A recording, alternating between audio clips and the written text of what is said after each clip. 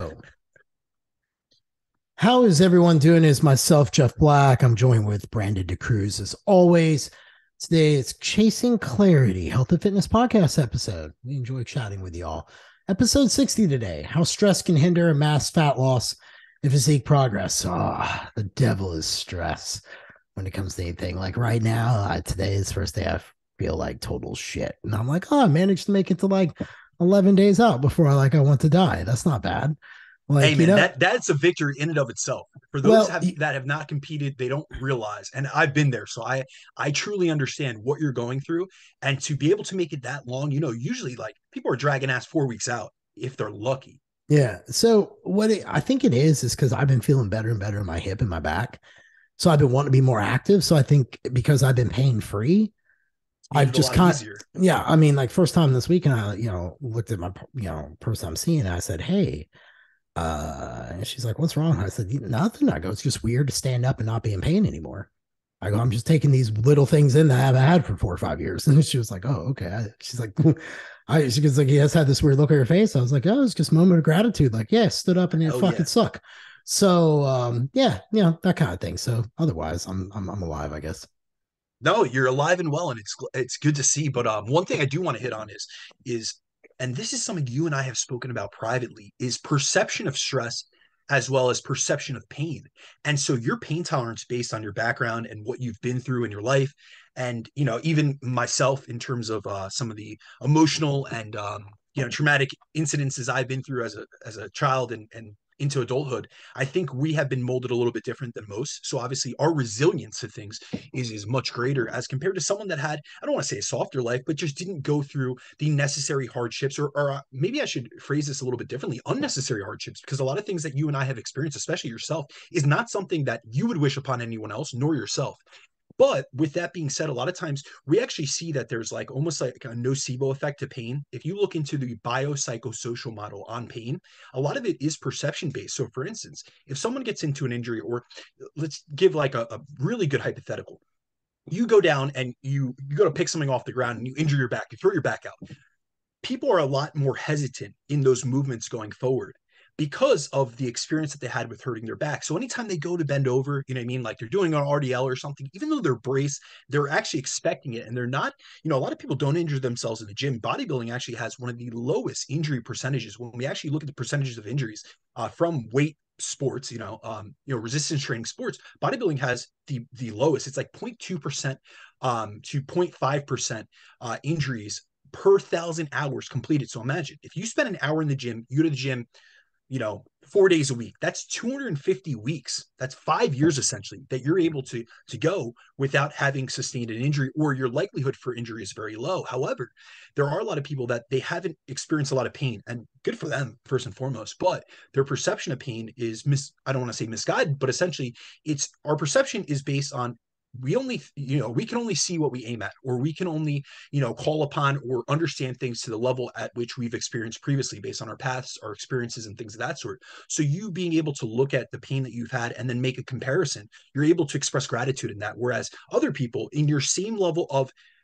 current discomfort would be complaining. That would be a 10 to them where it's a 0 to you. So it's really about, I really like looking at things, shifting mindsets with that, in terms of looking at things with the glass half full rather than half empty. Because think about it like this: if you have a glass and you have half water in there, if as long as I got water, it's half full for me. Whereas a lot of people, they're looking at it and they're like, "Oh, my cup's not filled."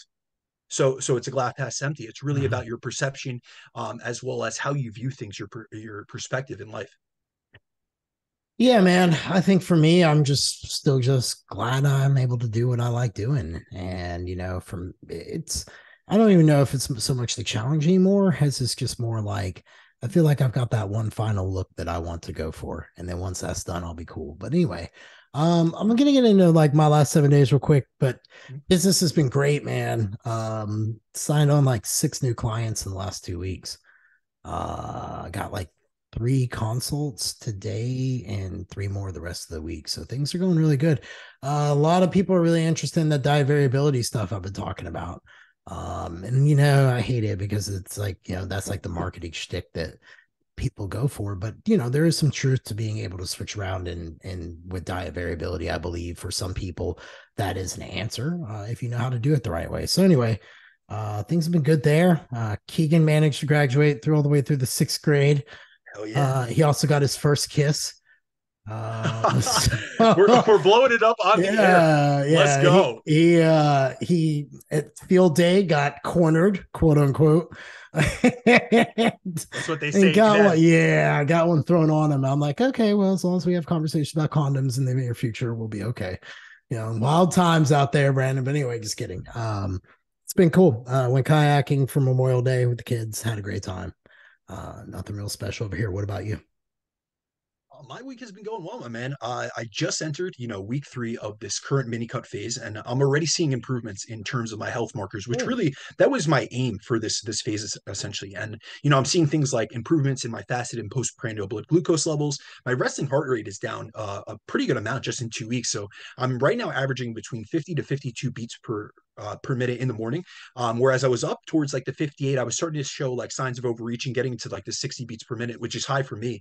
And then my blood pressure, which I had mentioned to you, was like the one marker that was starting to elevate past like the point of like my comfort level, seeing where it was. And honestly, it's come down substantially. So between pulling down, my food, incorporating some more aerobic focus work, and also dropping some like a lot of water, to be honest with you, because I was consuming like 600 to 700 grams of carbohydrates a day. So just pulling that down essentially has ridded me of so much water. My blood pressure this morning was 110/70. So we're looking spot Wow. on. We're sitting pretty right now, my man. So it's just I always say this statement, and this is something I truly stand by and believe in, because I've not only seen it with myself but with others. But a healthy body is a responsive body, and this doesn't mean that our health markers are going to look perfect or pristine 24/7, 365 days a year. But if you have the knowledge or the guidance to rectify certain issues, you can see like such tangible progress in a short amount of time if you're really willing to dial things in. And I know that about myself. I know that I have, the knowledge, the skills, and the application to be able to do so. So when I see certain things go awry, I'm like, all right, let's pull this shit back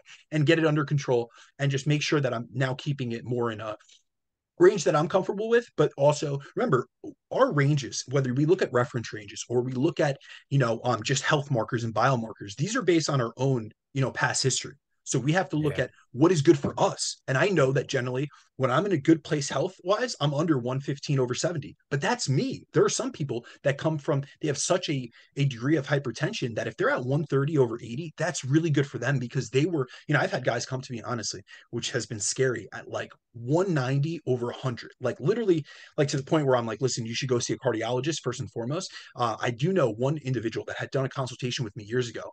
He came to me, it was like 195/over 90 or somewhere in that. I mean, his systolic blood pressure was through the roof. And the only reason he knew about it was because on my consultation form, I asked him for blood pressure. And so he hadn't measured his blood pressure, and what he said was a year, since his last appointment. And I told him right then and there, I said, listen, I'm not going to work with you until you go see a doctor. What ended up happening was he needed to go get stents put in his heart because he had a bunch of blockages.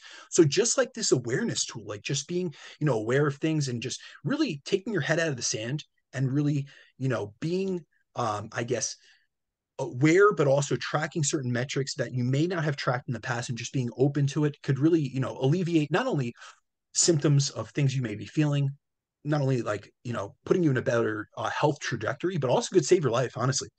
If it Mhm. comes down to that point and you've been neglecting your health for that long of a time. But other than that, I was just mentioning to you off air that I'm dying with allergies right now, but on the good side of that, so the weather has broken over in Jersey, so I'm currently suffering with allergies. However, it's finally over 70 degrees, which is a blessing. I know that's not too warm for you down in Nashville, but for us up here, where we go through all the seasons, I get snow up until like, I've gotten snow in Jersey up until May. So right now, it's the end of May. We're up in 70-degree weather, and I'm very happy with that. And I've finally gotten back to one of my favorite hobbies, which is hiking. One thing I like to do on weekends when the weather permits is essentially I will find there's like different like places like NJ spots and different websites, as well as like social media sites that you can go onto and find different hiking locations. Jersey's known for like a bunch of state parks and stuff, so I always try to travel out to a new location. So I went to one this past weekend. And really, I just like spending my day out there, not only, getting some activity. It's great for my activity levels, don't get me wrong. I'm getting my steps in, but also being in nature, has a ton of benefits. So like if you look at like the benefits of being in greenery or being in like it's like what they call forest bathing, we see that it Mhm. has decreases in stress, decreases in cortisol. Like they've done measurements on serum cortisol levels and salivary cortisol levels and seen dramatic decreases in that. And that's something we could all use, especially myself. And then also it increases feelings of well-being. So it's something that I enjoy doing first and foremost, but it's not only something that helps me physically because I'm getting activity levels. I'm obviously expending energy. I'm in a mini cut, so I want to keep my energy levels high so I don't have to diet on next to no food. But also it's helping me from a mental aspect. So it's nice that these are things that I appreciate because we don't have great weather year round. So I try to maximize every moment within seasons that are really nice, up here at least. Well, fuck yeah, man. I'm glad you got out there and got to do that for yourself. They actually recommend forest bathing in Japan as a They form do for helping with depression and things like that. 100%. I can say that combined with some microdosing was really good for me. I remember some of my best memories I have were like I did deep thought and journal was sitting on a kayak, microdosing, going down the canyon over 5 hours. So there's just something about being in nature, man. You're right. With that being said, let's get into this. How can stress hinder and mass fat loss of physique progress? I think it's very often, you'll see people, they'll be in a deficit, things will be going one way, and then all of a sudden, it's stress. So let's get into the topic of stress, Brandon. What does research and science define stress as? We, of course, have the 3-stage alarms, and that's when people get into chronic. But what is stress? Let's kind of like break it down and kind of get out from there and then start masking this thing out. Yeah, so really when it comes down to it, stress is anything that challenges our homeostasis. So it shifts us out of a state of balance essentially and equilibrium. And it's a challenge to the body. So we could have, eustress, which is positive stressors. That could be something. And now keep in mind that these aren't delineated perfectly. So meaning that what's eustress to someone, eustress being positive stress to one person could be a distress or a negative stress to another. So really when it comes down to the topic of stress, when it comes to improving your physique, whether that be through losing a substantial amount of body fat or gaining an appreciable amount of muscle, many tend to really focus or hyper focus or solely think about the X's and O's of nutrition and training. And although the calorie makeup and the macronutrient composition of your diet and the intensity of effort in the gym are both major contributors to improving your body composition, these aren't the only things that impact our ability to make progress. So I found in my experience working with clients that many have similar bottlenecks and blind spots when it comes to their programming and their lifestyle. So as a coach, I initially focus on improving their approach to things like nutrition, training, and movement. Like those are the bare basics that we're working on as a nutrition and physique coach. So we work on that off the bat. However, for many of them, it's often what they're doing outside of the gym that's limiting their ability to be their best and make optimal progress. So personally, I'll share from my own experience. I've seen stress to be one of the number one bottlenecks and limiting factors that has held both myself back in terms of my own development and progress over the years in certain phases within my life or certain periods of my life. And the same can be said for many others who feel like they're doing everything right in the gym, yet they're not making the physique progress they expect nor desire. So often the reason we aren't seeing the results we want is because we're overly stressed, we're overworked, which is a contributor to that stress. And then often with those factors come the fact that many are underslept, which is another contributing factor to stress. And the biggest thing with this and why I want to touch on this topic or really dive into it, to be honest with you, is that the biggest thing about this is a lot of people are so used to, just like we were talking about your perception of pain or your pain tolerance, this is something you're used to, you become acclimated to, but that doesn't mean that the pain isn't doing damage in the background, for instance. Mhm. However, a lot of people, they don't realize and acknowledge the limitations stress is causing within their physiology. So in turn, we believe that we need to continue doing more in the gym in terms of our training volume or intensity or frequency, which only increases our allostatic load or essentially our total amount of stress that we're placing upon our body, which limits our ability to recover and improve even more so.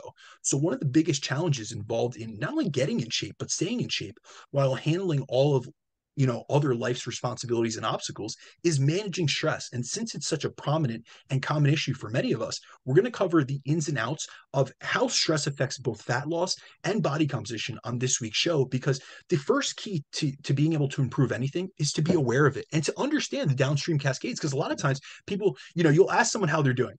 I'm sure you get into this conversation often, Jeff, whether it be someone in the gym or it be one of your clients, and you say, "Hey, how are you?" Just in general conversation, you're opening up a conversation, an icebreaker, and they say stress, and it's like it's all automatic reaction for so many people. Like their perception is a little misguided. They're hyper focused on the stress, but then you ask, "What is stressing you?" Oh, just everything. Work, Uh-huh. this, that, like, but they're not. And they also, a lot of times they're kind of they're extrapolating these stressors out. So it's like, oh, I have work stress or life stress, but then they're not realizing that there's implications of that are going to have downstream cascades on their body composition. So then they're saying, the diet's not working for me.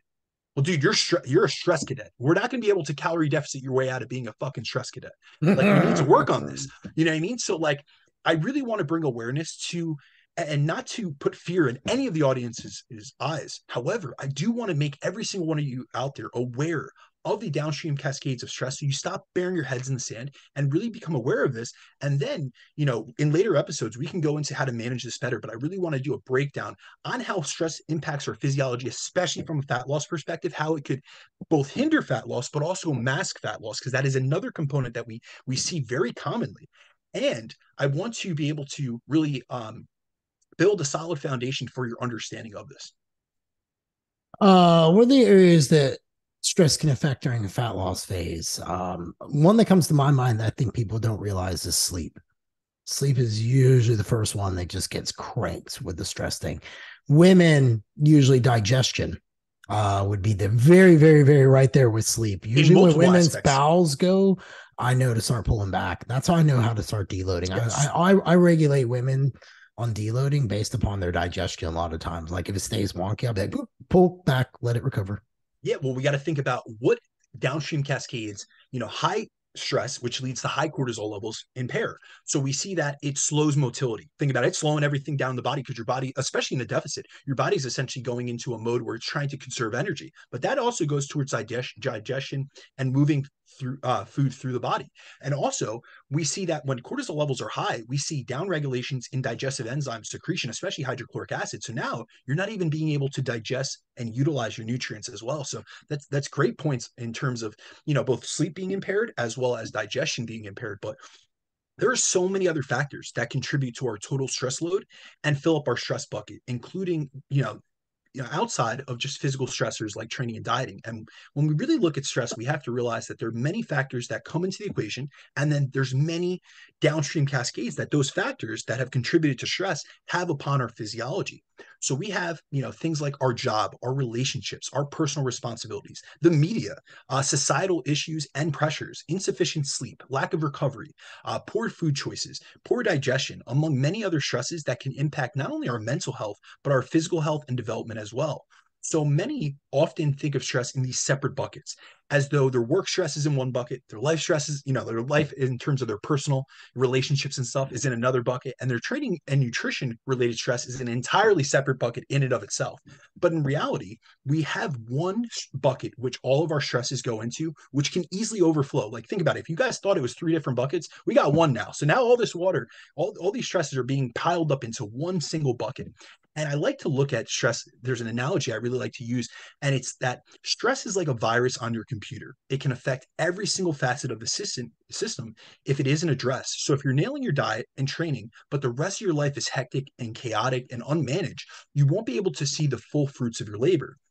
Now, it is important to note that if your nutrition, your training, and your sleep are on point, it will help you manage your stress better, as you will have these three crucial variables that are within your control under control, which can then allow you to have the energy and capacity to deal with unexpected stressors that pop up in your life. However, in order to get the greatest return on investment in terms of your physique progression, and the things that you're doing in the gym and in the kitchen, you need to manage the stresses in your life, as stress can affect many different areas that have downstream effects on your fat loss and muscle growth outcomes. So we see that high levels of chronic unmanaged stress can increase cortisol production.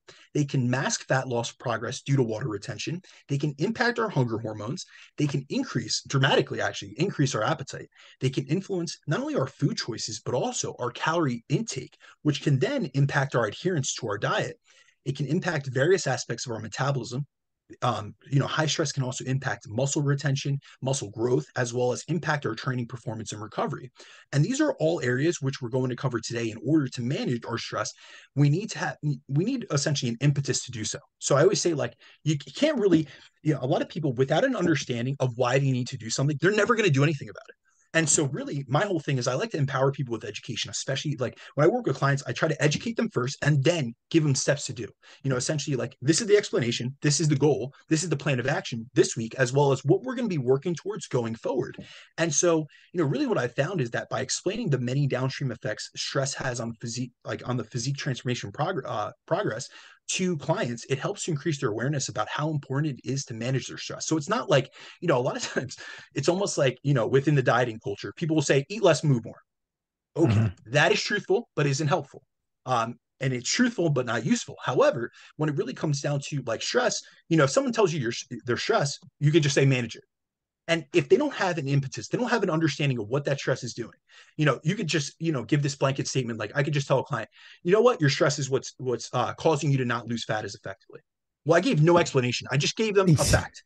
It's Yeah. a fact. Don't get me wrong. It's factual, but it's not helpful. It's not, it's truthful, but not useful. However, if I'm able to extrapolate or expand out on that and tell them, listen, these are the reasons as to, or these are the actions that stress has upon the body, which lead to less results. And you're putting in the same amount of work, but because you're putting in the same amount of physical work, physical labor, you're in the gym, you're doing your cardio, you're nailing your nutrition. However, because of this unmanaged stress that you have going on in the background, you're not getting the full return on investment on all the work that you're putting in. Now, if you devote a little more energy to that stress management, you're going to see much more expedited and effective progress. That really like motivates people to say, all right, this is like the key limiting factor, the bottleneck holding me back from getting the results I want. And now I need to put more focus onto this. Instead of spending 2 hours on Netflix every night, let me do some journaling. Let me do some meditation. Let me do something that's going to wind me down and really, calm me down. That's going to improve my sleep quality. It's going to improve my mental health.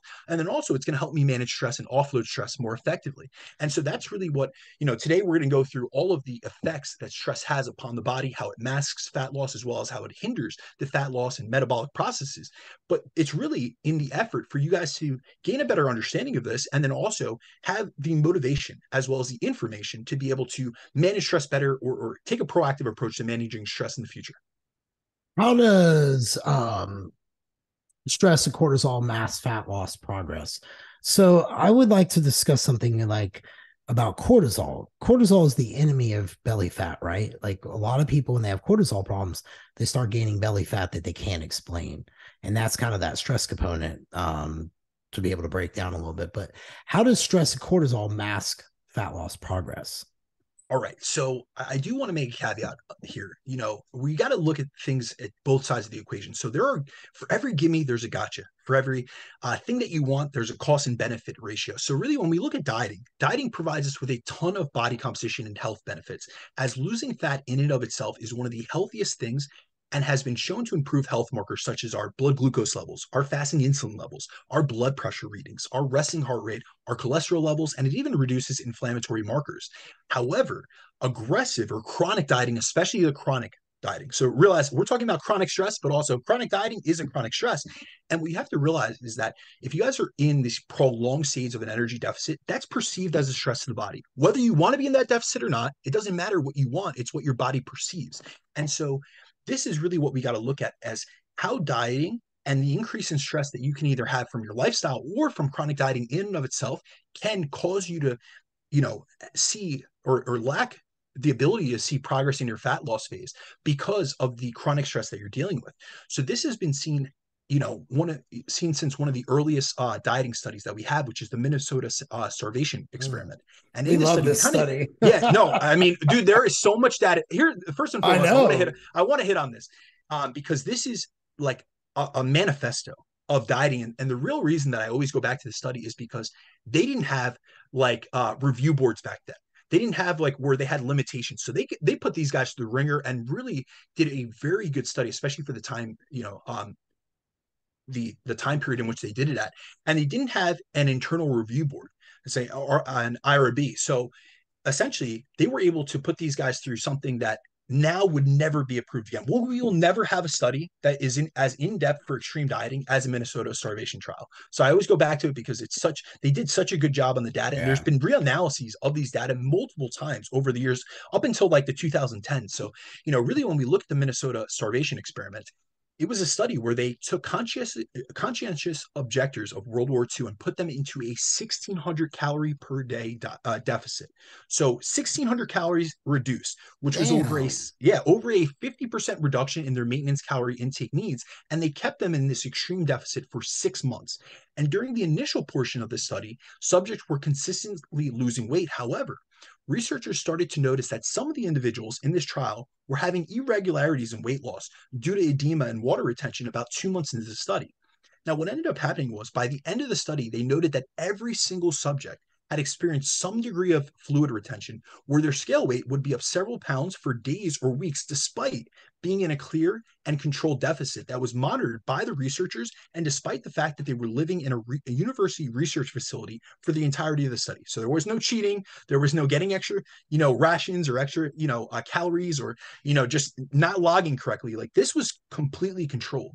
And besides tracking scale weight throughout the study, they also measured their extracellular fluid levels at the start, the middle, and the end of the dieting study, and found that at the end of 6 months, there was a 56% increase in extracellular fluid, which came out to an average of 14 pounds of fluid retention for each subject.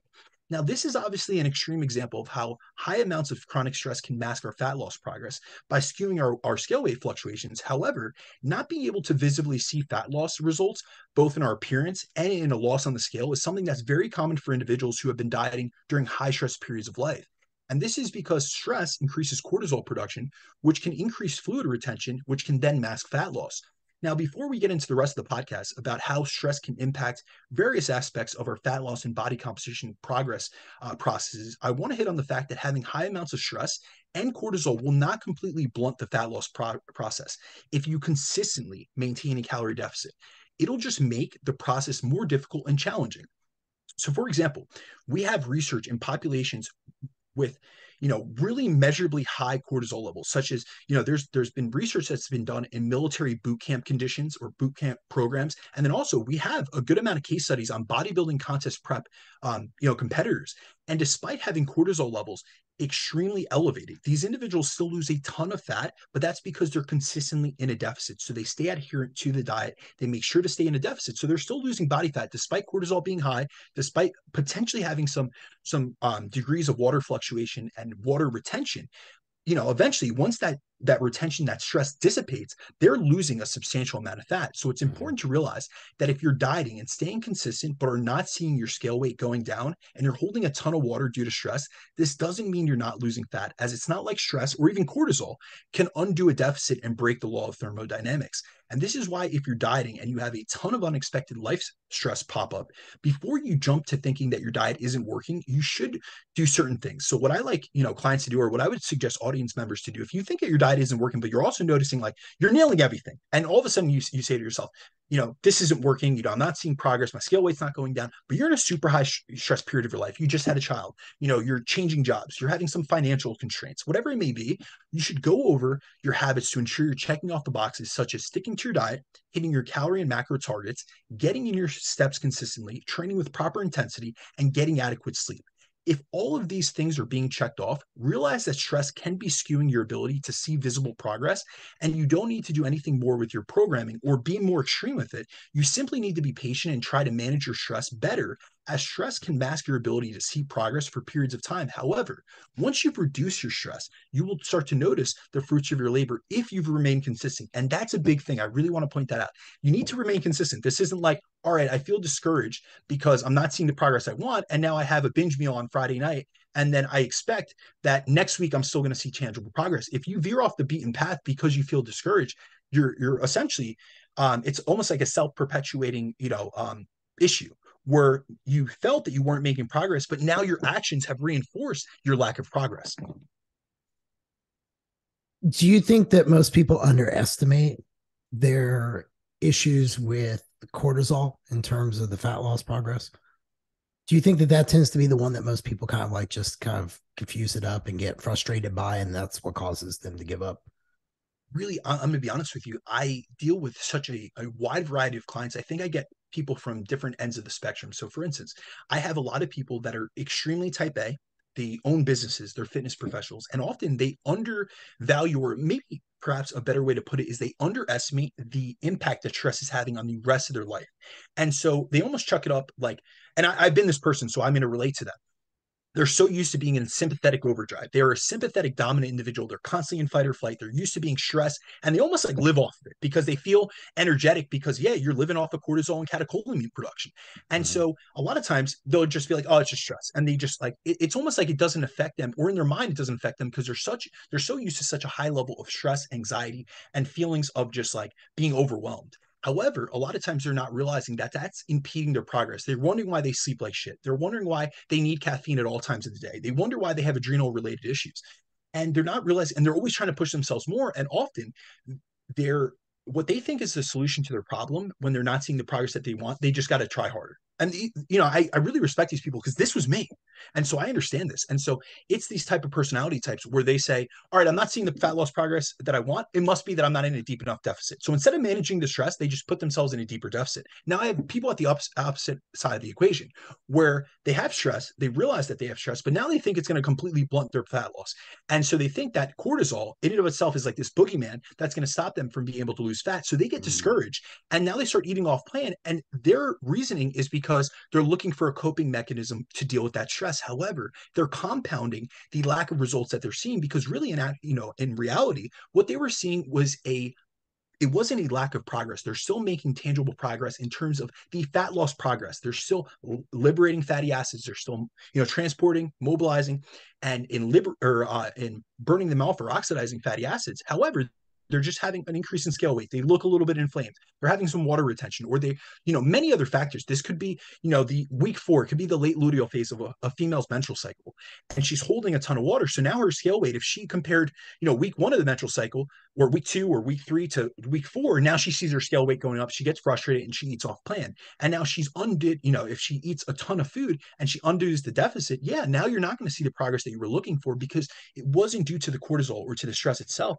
It was due to the actions that you took after being frustrated by the stress that you were experiencing, the cortisol masking your fat loss, and the fact that you felt that you weren't making progress. Well, now you just, kind of, reinforce that by doing something that will diminish your progress. I like the way you wrapped all that up, man. The impact stress can have on our hunger hormones, appetite, food choices, and calorie intake. You ready for this one? Loaded, All but we'll go for right. it. So, psychological stress can impact your body composition through indirect means, meaning it doesn't alter your state of energy balance and won't negate a deficit, but it can impact your hunger hormones, your appetite, and cause you to look to hyperpalatable, energy dense food sources as a way to cope with your stress. And that in turn will increase your calorie intake and will take you out of a deficit. So, in turn, stress can impact your diet adherence, which will impact both fat loss and body composition progress. So, when it comes to stress and hunger hormones, there's research from the Institute of Endocrinology, Metabolism, and Hypertension that has found an association between psychological stress and ghrelin response. And ghrelin is our main hunger hormone. So, in this study, they found that those who had higher cortisol elevations in response to a social stress test saw greater increases in the levels of the main hunger hormone ghrelin than those who went through the same exact stress test but didn't see the same increase in cortisol. So those who had a greater stress response also experienced higher elevations in hunger hormones, which shows how important it is to manage our stress as well as our perception of stress. Because there's like just like we hit on with pain perception, but also in terms of stress perception, what's stressful for one person might not be stressful for another. So if you really work on your stress management tools as well as your stress resiliency, what may impact a social situation, or in this case it was a social stress test, what may cause an elevation or a rapid increase in cortisol for one person may not do it to you. And then you will not see, or you may not see, those increases in hunger hormones. Now, when it comes to chronic stress and food choices, chronic stress and elevated cortisol levels in response to chronic stress has also been shown to increase the desire for calorie dense items, which can impact our food choices, our calorie intake, and thus either undo the deficit we've created or put us into a greater surplus if we're not in a deficit, and thus can lead to unwanted weight gain.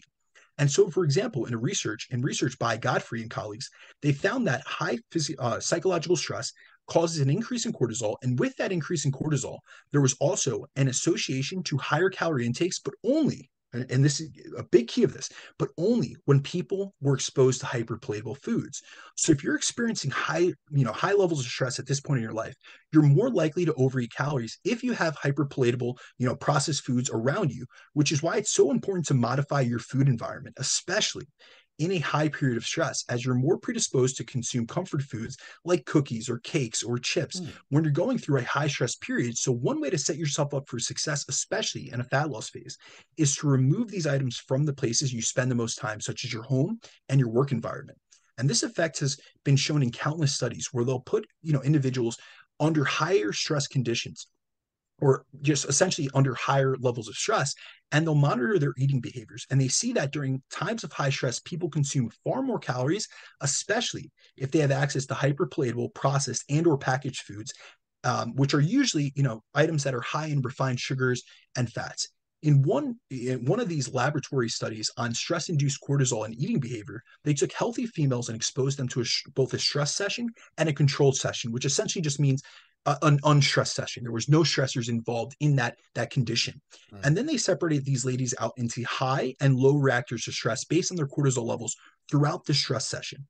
And they found that during the stress condition, those who were highly reactive to stress ate 2.5 times more servings of hyperpalatable foods, which in this study were high fat and sweet foods, and ate a significantly higher amount of calories than the low reactors to stress. However, what's interesting about this is both of those groups, both high and low reactors to stress, went through a control session where neither group was stressed, and they both ate around the same amount of calories, which shows the massive impact stress can have on your food intake, especially if the stress goes unmanaged and unaddressed.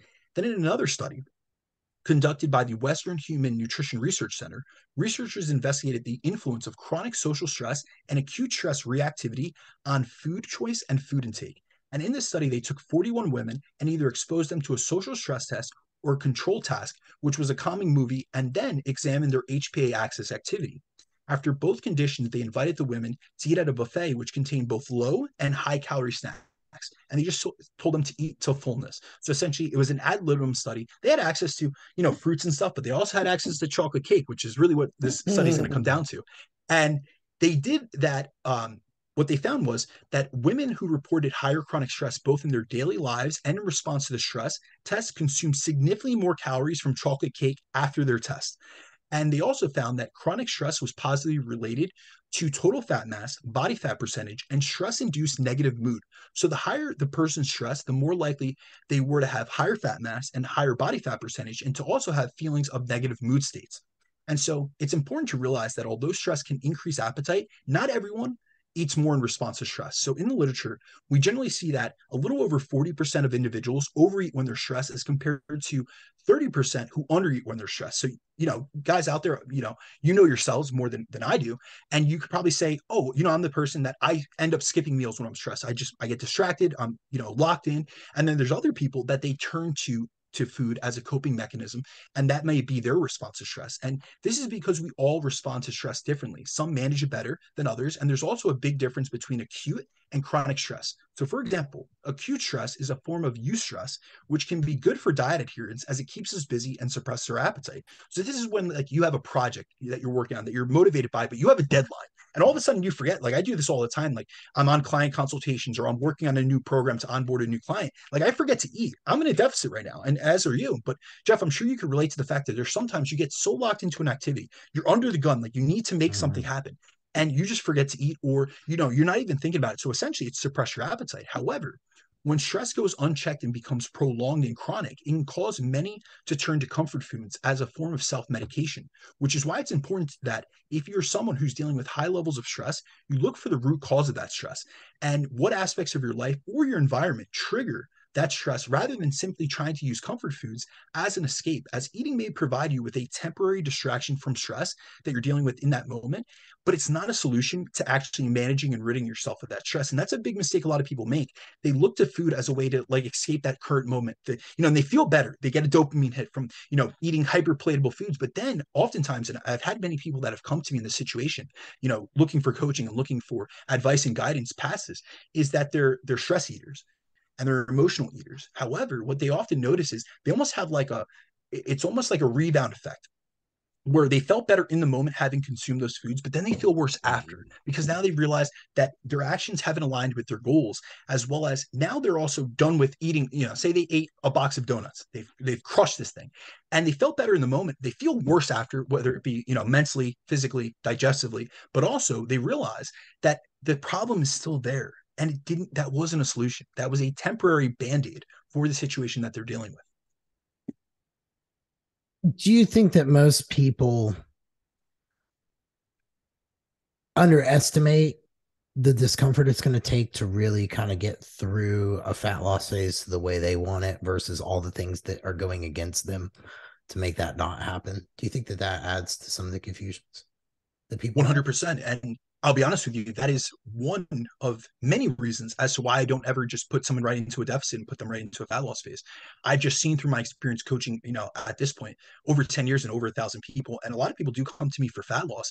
And I always, I don't want to say always, but more times than not, I'm going to start them out through the primer phase because many people, not only do they not have their physiology is not in the right place, but oftentimes their psychology is not in the right place. And even if it's someone that's in a good state, I still want a couple weeks where we're at maintenance at least, and I'm really seeing how their habits, how great their habits are, how well that they handle different adjustments and things of that sort. But also just to get them psychologically in the right state to realize that a deficit, it is a deprivation of calories. It is a restriction in certain aspects, obviously from an energy perspective, but also it's a challenge and it's something you have to earn your right to undertake because that's, I think that a lot of times people go into these different phases, and fat loss is probably the most popular and prominent of these phases. However, they haven't done the necessary back end work to be able to put themselves in a position to succeed. So that is why we see the dietary recidivism rates, which we see upwards of 95% of diets they say fail, but it's not the diet that failed. People lose weight, but they just regain it all back. And that's because they didn't have the fundamental habits and behaviors in place, as well as the Mhm. the psychology piece. I think,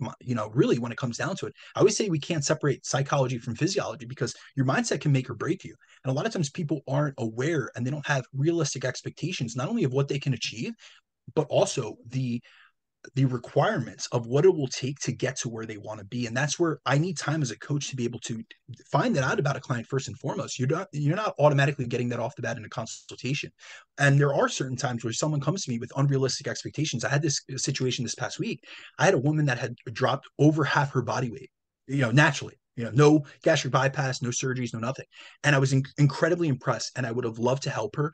But the goals that she had going forward were just not healthy for where she's been. So, for instance, she was over 250 pounds. She was down to under 125 pounds. She wanted even more fat loss. She wanted, essentially a recomp, but she had been training for 25 years. She had all these back end things. She had a lot of digestive issues as well. Couldn't assimilate, like couldn't eat a lot of protein, both due to a lack of desire to do so, but also due to some digestive discomfort that she was dealing with. And then she also had some limitations from a health perspective that wouldn't enable her to do certain modalities of cardio.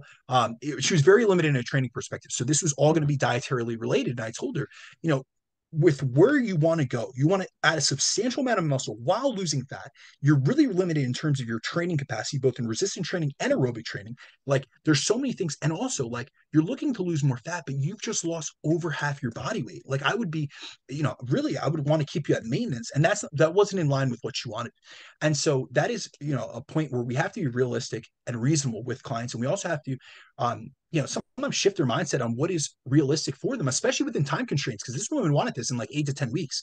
And it just wasn't a realistic time frame, first and foremost. I don't work with people for only 8 weeks. So it just didn't fit. Like we weren't seeing eye to eye. And I was very honest with her about that. However, when it comes down to it, that's why we're here as coaches. Like we need to guide them through the process and make sure that they're not repeating the mistakes of the past. And that's why I have so many chronic dieters that come to me that are metabolically adapted, or they're suffering from, what some people will label as metabolic resistance or weight loss resistance. And it's like, all right, you've downregulated your system because you've been a chronic dieter. Now you're seeing the repercussions of your previous decisions and the way you've went about it, especially like the unfavorable approaches to fat loss that you've taken in the past. Your body's non-responsive now. So we can't continue doing what you did and expect a different result. Just because you hired a coach, you want to do the exact same thing doesn't mean because now you have someone for accountability that doing the same thing is going to yield you a different result. It's not. We have to do something different.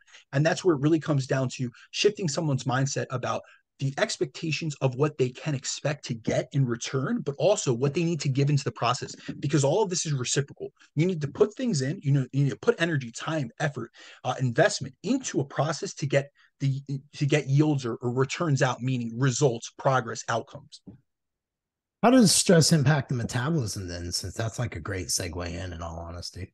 Yeah. So chronic stress can impact metabolism and your total daily energy expenditure in multiple ways. So we have research from Ohio State University that found when subjects that reported one or more stressors within the prior 24 hours burned 104 fewer calories than non-stress subjects. And they also found that the greater number of stressors that a person had or reported, they were associated with lower post-meal resting energy expenditure, lower fat oxidation, and higher insulin levels, which shows how high levels of stress can lower the amount of calories you burn per day, as well as our ability to be metabolically flexible. So in that case, these individuals were unable to really oxidize, fat. Essentially, they were pretty much in a state of just carbohydrate burning, and this may be why we see people drop more fat when stress is better managed, as they not only burn more calories per day, but they can also oxidize and burn fat more effectively. Well, that's another aspect of this is cortisol can negatively impact thyroid production by interrupting the conversion of T4 to T3, which is the metabolically active form of thyroid, and it also will increase the production of reverse T3, which is an inactive form of T3, which doesn't confirm the same metabolic benefits of T3, but can block T3's actions, especially on the cell. So this is something I've seen many times in lab work of clients who are highly stressed and have elevated reverse T3 levels as a result. So we're seeing multiple aspects of the metabolism being impaired. We're seeing total daily energy expenditure going down. We also see resting energy expenditure decreasing, or post-meal resting energy expenditure. We're seeing that people have less of an ability to burn fat, which is a necessary part of the process. And then we also see the implications on hormone values, especially metabolic hormones like thyroid, which all impact your total daily energy expenditure, or the amount of calories you could burn per day.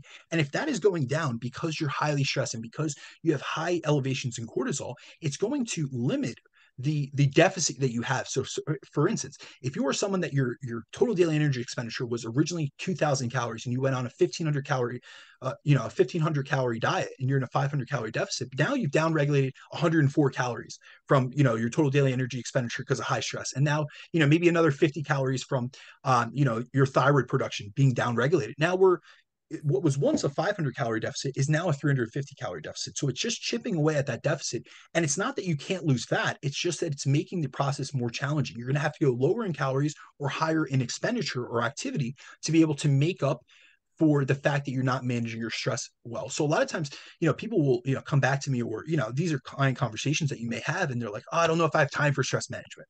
And it's almost like, I don't know if you have time not to have stress management, because if not, we're going to have to do things that are going to take, either food away, or we're going to have to do more activity. Like all of these are stress, or all of these are time intensive processes, essentially. So it's like, you really have to decide where you're going to invest your energy, your time, and your effort. I agree with that 100%.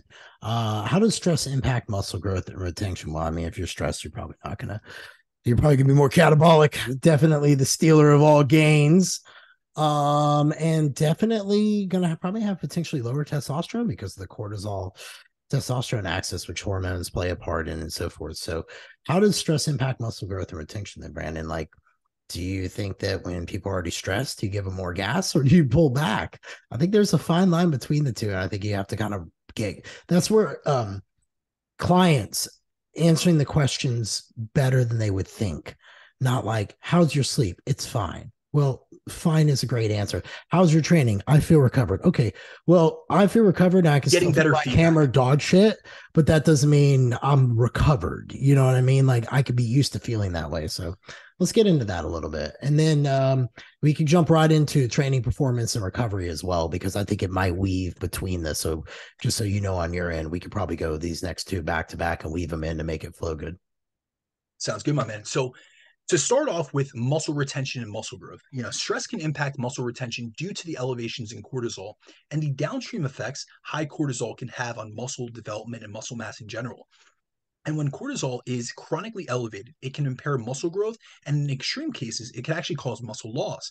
And this is because cortisol is a catabolic hormone responsible for fuel mobilization, among many other things. But really, it's one of its main processes in the fat loss process is to mobilize fuel, meaning it breaks down things like tissues down to produce energy. So cortisol, I want to make this clear, like, because a lot of time it is demonized, but cortisol shouldn't be looked at as an inherently bad hormone, as many make it out to be, because we actually need cortisol as well as other stress hormones like catecholamines to enable lipolysis or the process of fat loss. As we need to liberate fat, we need to be able to transport that fat and then also oxidize it in the cell to be able to lose body fat. But cortisol can be an issue if it's chronically elevated.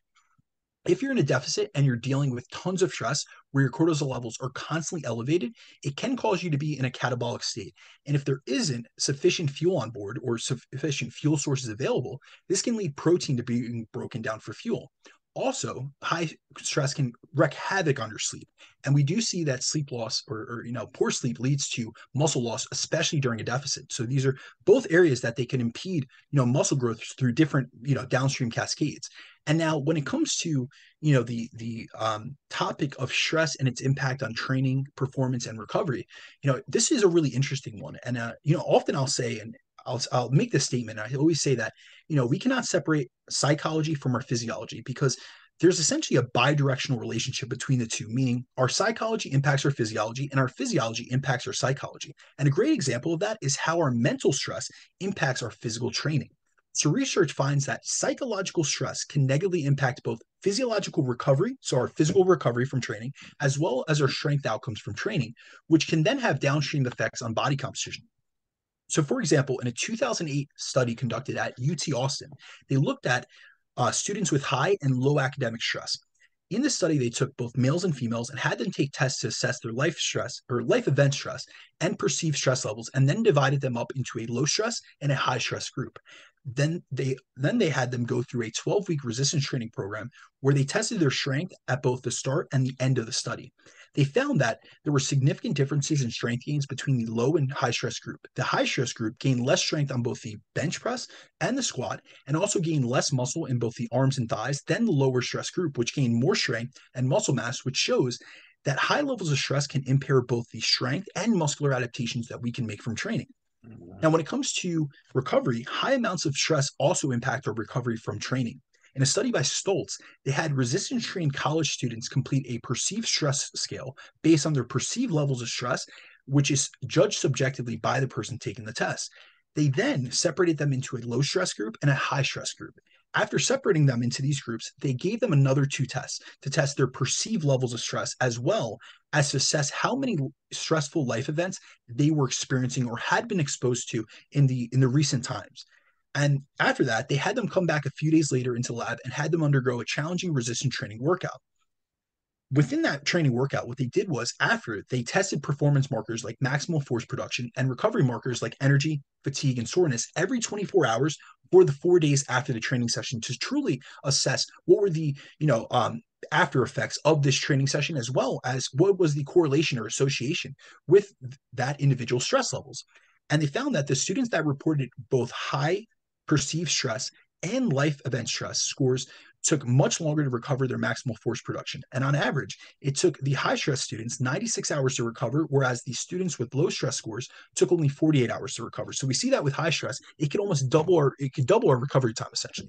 And it also took those with higher life event stress levels a longer amount of time to dissipate both fatigue and soreness and regain their baseline energy levels after the training session than it did those with lower stress scores, which shows the impact that high life and perceived stress can have on our recovery from training, which can impact our body composition progress, both in terms of losing body fat and gaining or maintaining muscle. And this is why it's so important to be aware of our stress levels, especially during a diet, and just try to manage them to the best of our abilities. Because when we're stressed, we're often in this situation where we could be, we could take this out of a dieting scenario. You could be beginning a diet and really think about this conceptually. Say that you're eating at maintenance.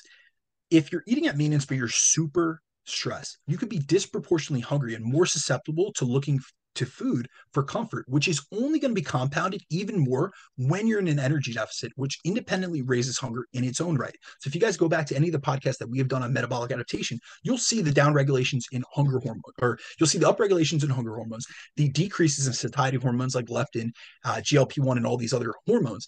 And so you're already going to be more susceptible because you're in an energy deficit. The body is going to, the hypothalamus is essentially going to signal that there's low energy availability, and the brain is essentially going to say, hey, listen, I'm going to send these mechanisms, or I'm going to, infiltrate these mechanisms so that you feel hunger and you have a higher drive to eat. Now, if you have stress on top of that, which we just covered in great detail, this is also reinforcing that. So you're kind of adding insult to injury.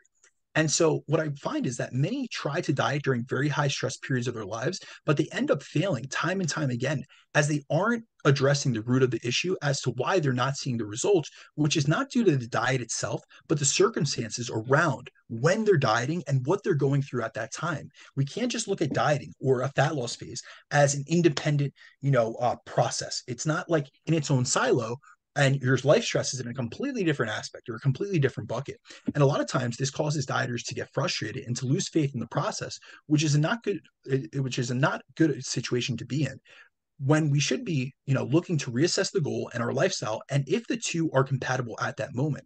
And this is also a situation many who don't seek coaching find themselves in, as they don't have an objective aid in their corner, objective eye in their corner to help support them through this process, which is why I felt that this was a really good topic to tackle this week. Because really, when it comes down to it, I find that I get into consultations with people, and I had these talks on a very frequent basis, especially on the weekends, which is right before that you and I record this, Jeff. And I find that I like to ask someone not only their dieting history, but their experiences. What have they been like? Tell me about, was your last, would you, even if it's just subjective marker, would you subjectively say that your last dieting phase was a success? And more times than not, I will tell you 9 out of 10 times, the person that I'm on the other is on the other side of the line tells me no. And they list off reasons why. And there's often very similar bottlenecks. And one of them is a high amount of stress that went unmanaged and that caused havoc. And maybe they don't verbalize it as stress, but it was a lack of sleep because they were worried about things, or they had ruminating thoughts, or they couldn't get their mind to calm down before bed. So then they had lack of sleep, they had increases in hunger all the more, or there's all these different factors that come into play. And so really, when it comes down to it, being aware of all these issues, or all of these effects that stress can have on our physiology and on our results, is really the first step to take in realizing why stress is so important to not only be aware of and to acknowledge in our own lives, but also to try to manage. I really actually like the way we tied this podcast up. I think that we've been doing really good as far as bringing like the nuanced stuff that we handle with day in, day in, day to conversation, not always the sexy highlight of, you know, the stuff that seems to capture everyone's attention. I really enjoyed the basics because I think that hearing those and kind of getting back to those is where you can really get some great results. 100%. Honestly, lately I've really been trying to shift the focus to those things because I love the nuances. You and I really love to get into these deeply mechanistic conversations and really get into these topics that it's for 1% of our audience, but really when it comes down to it, this is our bread and butter. Like these are issues that we deal with on a daily basis with clients, and this is what's going to help the most amount of people. And that's really what kind of where I want to steer the show going forward. Like obviously we'll have guests, we'll dive into some really interesting topics and research and all that, but I can reinforce all the things that I see on a daily basis with clients with research, and also with a ton of experience, because you and I have been in the trenches doing this for so long and seeing these issues. But also, we have to realize that we all have our own bottlenecks. We also have our own blind spots. And really, what I find in coaching is a lot of times, I've referred to this concept of the coaching eye. And sometimes that's seeing things that other people cannot see, not only in terms of their physique progress. So I could see I'm more objective, because think about it. You look at yourself every single day in the mirror. You're your harshest critic. More Yeah. people, 99 out of 100 people are their harshest critic, and myself included. And so a lot of times we can't see our own progress because we see ourselves daily. Whereas in terms of a coaching relationship, I'm looking objectively. This isn't like that, I'm having a bad body image day and it's getting reflected on you. Like I don't have that attachment into the process. And so I'm able to objectively look at your progress and tell you, listen, you're going in the right direction. You look great. Or, hey, listen, we got to turn things up, or, we need to dial things more in. We need your adherence and your consistency, at a higher degree this week.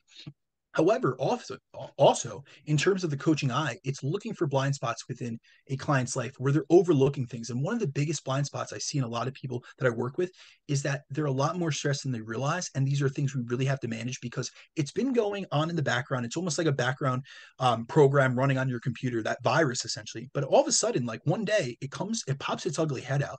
And then it crashes your computer, or it impairs and hinders your fat loss progress or your body composition progress, or even more so your health. And now we have much more of an issue, or much larger of an issue than we would have if we had just been aware of it and dealt with it off the front end, as soon as possible. It's always, I always say, better today than tomorrow. You know what I mean? Better, although it's better late than never, I'd rather it be sooner than later. I agree with that 100%. Dude, where can everybody find you at? Guys, feel free to reach out to me on Instagram, which is at Brandon DeCruz _, or through my email, which is bdecruzfitness@gmail.com. As always, guys, please, follow the show, subscribe, like, share the show. We always love getting your guys' feedback, and we appreciate all of your love and support. Yeah, man. It's been great whenever you guys share and like it. We really enjoy that because we know it's getting seen and it's helpful. And that's a sign that we're doing good work. Primarily B, because he structures a lot of these episodes. My job is just to make sure they guide and go along and flow well and make some sense with a smart ass along the way. But I can be found on Instagram, Jeff Unbreakable Black, and I'm on YouTube, Relentless Forever. I just uploaded a couple of videos. I just shot forever my first video of me training legs. I've always shied away from doing it because I don't use much weight, but I talked about my BFR. I showed the lift that I have to put inside my shoe. I kind of just talked about different things that I have to adjust to, but I still love training and make it happen. And the last thing I'm going to do is I'm going to speak it into existence. Guys, start just tagging the shit out of Dark Sport and tell them that they need to sponsor me as an athlete because I'm the only guy ever to do what I did with my brittle bone disease and be a bodybuilder. Like they're looking for all these great stories, a lot of the cancer survivors. I'm like, yo, hey, pick me, pick me. So I bugged Anthony because I thought that Anthony was with Dark, and then he was with Young LA. He's with Young LA. Yeah. He has a meal prep sponsor. Shout out to my boy Anthony, one of my long-term Yeah, clients. Anthony's cool as shit, bro. I love him.